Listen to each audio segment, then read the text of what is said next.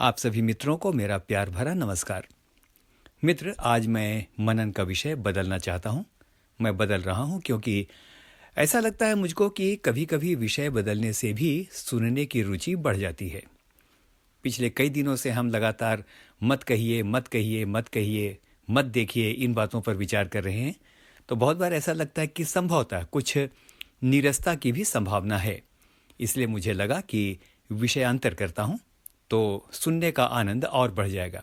ये अलग बात है कि धीरे धीरे हम उन बातों पर भी चर्चा करते रहेंगे कि हमें क्या नहीं देखना चाहिए। ओके, तो धन्यवाद करता हूँ कि आप इस मनन को लगातार सुन रहे हैं।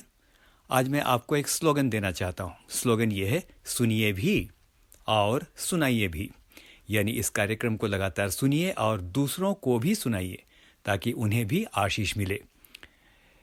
इन कार्यक्रमों को खूब शेयर कीजिए यदि आपको लगता है कि इसका कंटेंट लाभदायक है। यदि लाभदायक नहीं लगता तो कोई बात नहीं, लेकिन यदि आपको लगता है तो ज़रूर इसको शेयर करें ताकि आपके प्रियजनों को भी इसका लाभ प्राप्त हो सके। तो आज एक नया विषय आपके लिए लेकर आया हूँ और इसके लिए जिस पद को मैंने चुना है वो पाया जाता है व्यवस्था विवरण 32 और उसका 11वां पद। यहाँ इस प्रकार से लिखा है, जैसे उकाब अपने घोंसले को हिला हिलाकर अपने बच्चों के ऊपर मंडराता है, वैसे ही उसने अपने पंख फैलाकर उसको अपने परों पर उठा लिया। कुछ दिनों पहले मित्र, मैं एक चैनल देख रहा था, एक कार्यक्रम देख रहा था और उसमें यह देख रहा था कि उकाब जो पक्षी है, जिसको हम ईगल कहते हैं, वो बहुत ऊंचाई से उड़ करके आता है, अपने घोंसले को ज़ोर ज़ोर से हिलाता है और फिर उड़ जाता है, लौटकर फिर आता है और अपने घोंसले को फिर वो हिलाता है। एक बहुत ही प्रसिद्ध गीत है, शायद ही कोई है जो इस गीत को नहीं जानता होगा। गीत है, परम पिता की हम स्तुति गाएं, वही है जो बचाता हमें। आप सभी इस गीत को जरूर जानते होंगे। मित्र, इस गीत में एक पद आता है, घोंसले को बार बार तोड़कर उसने चाहा कि सीखें हम उड़ना उससे। इस गीत को हम सब बहुत ही भावुक होकर गाते हैं, लेकिन हमें ध्यान देने की आवश्यकता है कि वचन क्या कहता है। क्या परमेश्वर घोंसले को बार बार तोड़ता है या हिलाता है?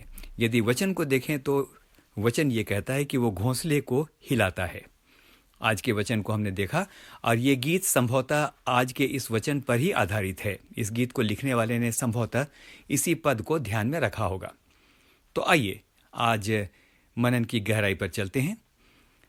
जो गीत हम गाते हैं वो इसी पद पर आधारित है, लेकिन एक बात बहुत ध्यान देने की है। जैसे उकाब घोंसले को बार बार हिलाता है, वैसे ही मेरे मित्र, परमेश्वर भी हमारे घोंसले को बार बार हिलाता है, बार बार तोड़ता नहीं है। आइए अब इस पद की गहराई में चलते हैं। तो सवाल है कि इस पद में उकाब का उदाहरण क्यों है और क्यों वो अपने घोंसले को हिलाता है, वो भी बार बार। क्योंकि वचन नहीं कहता है हिलाकर, वचन कहता है हिला हिलाकर, यानी हिलाए जाने की क्रिया बार बार दोहराई जाती है। तो सुनते हैं इसकी व्याख्या। उकाब या ईगल एक शानदार रॉयल पक्षी माना जाता है और इतना शानदार कि वचन में परमेश्वर की तुलना उकाब से की गई है। उकाब पक्षी अपनी जबरदस्त परवाज के लिए जाने जाते हैं। तो आप पूछेंगे कि परवाज का अर्थ क्या है? तो परवाज का अर्थ है बहुत ही ऊंची उड़ान। उड़ान 3 प्रकार की होती है। एक तो फुदकना, जो छोटी छोटी जो चिड़िया हैं वो फुदकती हैं। उससे कुछ आगे चलेंगे तो उड़ान, जिसमें पक्षी उड़ते हैं। उसके आगे यदि चले तो थर्ड लेवल की जो उड़ान है उसको परवाज कहते हैं, यानी इनक्रेडिबल हाइट्स पर उड़ना। उकाब पक्षी अविश्वसनीय ऊंचाइयों पर परवाज करता है।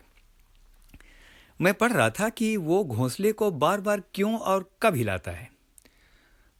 Why he shakes his nest? Why it is so? बार बार हिलाने का क्या अर्थ है? तो इसको मैं कुछ इस प्रकार से समझा जब मैंने इसको पढ़ा। दरअसल वे असीम ऊंचाइयों पर होते हैं, लेकिन एट द सेम टाइम उकाब पक्षी की एक खासियत है कि उसकी तेज निगाह अपने घोंसले पर भी रहती है। ठीक इसी प्रकार मेरे मित्रों, यद्यपि परमेश्वर ऊंचे से ऊंचे पर है, he is on the high of the highest heaven, लेकिन यद्यपि इतने ऊंचे में वो विराजमान है, लेकिन तो भी उसकी दृष्टि हमारे घोंसलों पर, हमारे छोटे मोटे घोंसलों पर लगातार बनी रहती है।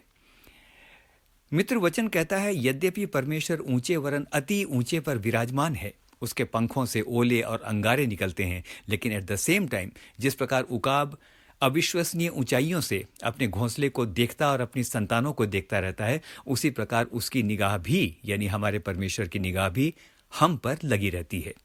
क्या आप सोचते हैं कि हमें कोई नहीं देखता? क्या आप सोचते हैं कि हमें कोई नहीं पूछता? मेरे मित्र, इस मनन को सुनते समय आप आनंदित हो सकते हैं, क्योंकि कोई देखे या ना देखे, लेकिन परमेश्वर की निगाह हमारे घोंसलों पर लगी रहती है। तो आज के पद के अनुसार हमने देखा कि घोंसला तोड़ने का भाव बिल्कुल नहीं है। यहाँ भाव है, यानी यहाँ अर्थ है घोंसले को हिलाने का। एक बार हिलाने का नहीं, बार बार हिलाने का। तो आइए अब और थोड़ा आगे चलते हैं और देखते हैं कि उकाब पक्षी बार बार अपने घोंसले को क्यों हिलाता है। उकाब का घोंसला पहले कटीली झाड़ियों का बना होता है, बहुत कंटीली झाड़ियों का बना होता है, और उसके बाद जो अंदर का घोंसले का जो लेयर है वो शार्प घासों का होता है। शार्प घास यानी वो चुभने वाली घास होती है। कंटीली झाड़ियों का घोंसला वो इसलिए बनाता है कि कोई दूसरा जंतु उसके अंडों या बच्चों का नुकसान न करे। उकाब के बच्चों को इगलेट कहा गया है। लेकिन मित्र, जब ये बच्चे बड़े होते हैं और पेरेंट पक्षी को पता होता है कि अब ये उड़ने लायक हो गए हैं, तो पेरेंट पक्षी बार बार आती है और वो घोंसले को बार बार हिलाती है, ताकि शार्प या चुभने वाली घासों के कारण जब घोंसला बार बार हिलाया जाए तो बच्चे अनकंफर्टेबल फील करें। बच्चे आलस के कारण बैठे रहते हैं, अभी नहीं उड़ना है, बाद में उड़ेंगे। शुरू में बच्चे नहीं उड़ते हैं। मादा उकाब बार बार आकर, या मदर इगलेट बार बार आकर अपने घोंसले को हिलाती है। बच्चे आलसी होते हैं, इसलिए आराम से बैठे रहते हैं, लेकिन जब बार बार हिलाया जाता है तो वो कांटे कुछ हद तक उनको चुभते हैं। शार्प घास जो होती है वो उनको चुभती है, और जब चुभती है तो वो बेचैन होकर उड़ने का प्रयास करते हैं, और उड़ने का प्रयास करने के लिए वो बाहर निकलना चाहते हैं। और जैसे बाहर निकलते हैं, मादा उकाब उन्हें पंखों पर बिठाकर ऊंचाई में ले जाती है ताकि वे उड़ना सीखें। वे बच्चों को उड़ना सिखाते हैं। वो चाहते हैं कि उनके बच्चे उड़ें। वो चाहते हैं कि उसके बच्चे समझ लें कि उनकी नियति घोंसले में बैठकर सिर्फ चूं चूं चूं करना नहीं है, उनकी नियति आकाश की असीम ऊंचाइयों को छूना है। तो मित्र, इस कॉन्सेप्ट को ध्यान में रखिएगा। वो घोंसले को हिलाता और बार बार हिलाता है ताकि हम उड़ना सीखें। मित्र, क्या आपने अपने जीवन में कई बार अनकंफर्टेबल फील किया है? क्या आपको लगता है कि बार बार आपको कोई अस्थिर कर रहा है, आपके घोंसले को कोई हिला रहा है? ध्यान रखिए मेरे मित्र, अभी हाल में ही मैंने पढ़ा था, और इसको मैंने कहीं शेयर भी किया था, कि जितने भी बाइबल के हीरोज़ हैं उनमें से सबके घोंसले को परमेश्वर ने बार बार बार बार हिलाया ताकि वे बैठे न रहें, लेकिन असीम ऊंचाइयों को प्राप्त करें। अब्राहम का घोंसला उसने बार बार हिलाया। जब तंबू में आराम कर रहा था तो उसने उसे तंबू से बाहर निकाल लिया। वह सारे जीवन हिलता डुलता ही रहा, तंबुओं में वास करता रहा। मूसा के जीवन को परमेश्वर ने स्थिर नहीं छोड़ा, वह भी अपने सारे जीवन में रेगिस्तान में यहाँ वहाँ भटकता रहा।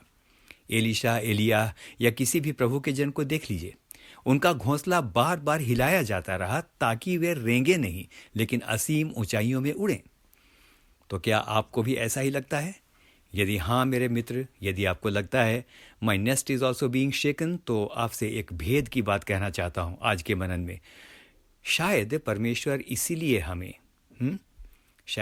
इसीलिए हमें हिलाता है, अस्थिर करता है कि हम उड़ना सीखें। उत्पत्ति 17:18 में लिखा है, और इब्राहिम ने परमेश्वर से कहा, इश्माइल तेरी दृष्टि में बना रहे, यही बहुत है। मित्र, अभी हमने हाल में सुना था कि अब्राहम के घर में जब बेटा पैदा हुआ तो वो आराम से बैठ गया। हाँ, अब ठीक है, अब बेटा तो हो गया, बेशक सारा से नहीं हुआ, लेकिन हाजिरा से तो हुआ। वो भूल गया कि परमेश्वर ने प्रतिज्ञा करके कहा था कि तेरा वंश सारा से ही चलेगा। ही slipped into the comfort zone. तो मेरे मित्र, उसके घोंसले को भी परमेश्वर ने हिलाया। तो अब समाप्त करते हैं। आज के मनन का निष्कर्ष क्या निकला? निष्कर्ष ये निकला कि यदि परमेश्वर हमारे घोंसले या सेटल्ड बातों को बार बार हिलाए तो समझ लीजिए कि दो बातें ही संभव है। नंबर 1, यह पहली बात, वो किसी बात के लिए चेतावनी दे रहा है कि हम संभल जाएं, पश्चाताप करें या मन फिराएं। और दूसरी बात जो बहुत महत्वपूर्ण है, वो चाहता है कि हम अपने कंफर्ट जोन में न बैठे रहें, लेकिन हम विश्वास के साथ ऊंची उड़ान के लिए स्वयं को तैयार करें। हम में से हर एक को प्रभु बहुतायत के साथ आशीष दे। आमीन और फिर से आमीन।